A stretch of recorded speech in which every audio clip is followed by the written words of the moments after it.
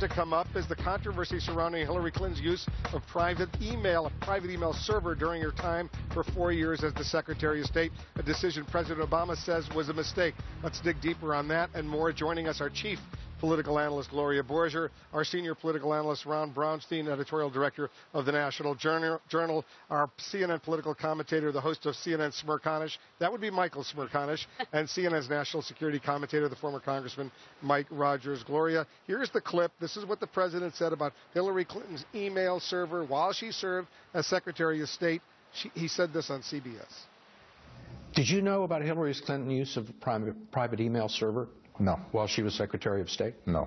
Do you think it posed a national security problem? I don't think it posed a national security problem. I think that it was a mistake that she's acknowledged. I do think that the way it's been ginned up is in part because of politics. Is this going to be a huge issue at this debate tomorrow night? I don't think so, because 68% of don't forget, this is a primary fight here.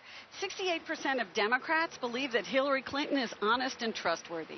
So if you're another candidate on the stage with Hillary Clinton, you're not going to say you're dishonest or you're not trustworthy. Remember when Barack Obama said in 2008 that she wasn't likable? Enough. You're likable enough. That was a problem for Obama. So I think they're going to stay away from that. As for Republicans in general, absolutely, absolutely. Mike Rogers, you were chairman of the House Intelligence Committee. You agree with the president that's not a real national security issue? I don't think you can say that until you have all of the emails. Were there classified emails on that server? If they're saying that that's the only server in the United States that didn't get hacked, and if they say that it would be the only server in the United States that hasn't been hacked, then that is a national security. I just think it's too early to tell. I think the investigation needs to unfold. And they need to determine if, in fact, there were classified information on that email server. Michael, you say this is an opportunity for her to regain a lot of that trust, that confidence among Democrats. This will be an opportunity for her tomorrow night. I think an opportunity for her to distinguish herself on that stage and to remind people of the bona fides that she brings to the table. She's got vast experience. Even her worst critics would have to acknowledge that. I just, to Gloria's point, do not see her opponents, maybe Jim Webb, maybe Link Chafee or O'Malley, but certainly not Bernie Sanders, going after her in any significant way. They're going to leave that to the CNN questioners and hope that that's what comes out. How smart is this new strategy, apparently relatively new strategy, of Hillary Clinton on certain sensitive issues, distancing herself from her former boss, the president? It's an interesting pattern. On domestic issues, she's moving to positioning herself to his left. On foreign policy issues, when she's differentiating, she's positioning herself to his right. No-fly zone in Syria. I'll be tougher on Putin. I'll support the Iran agreement, but I will distrust and verify. So, look, I mean, that's the balance she's trying to strike. You see a generational change already in the Democratic Party. Barack Obama on domestic policy is to the left of Bill Clinton, and this entire field is himself somewhat to the left of Barack Obama. It's a general election issue, maybe, but in the primary, it reflects the evolving nature of that Democratic coalition. But I think she leaves herself open to the question of what do you believe in? And what Bernie Sanders is going to talk about tomorrow night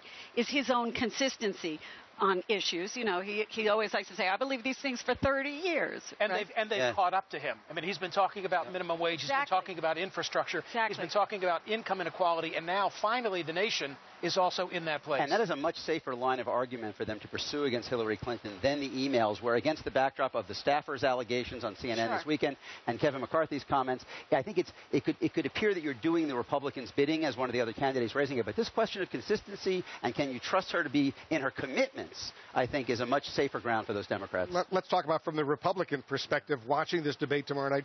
What would be her strategy going forward?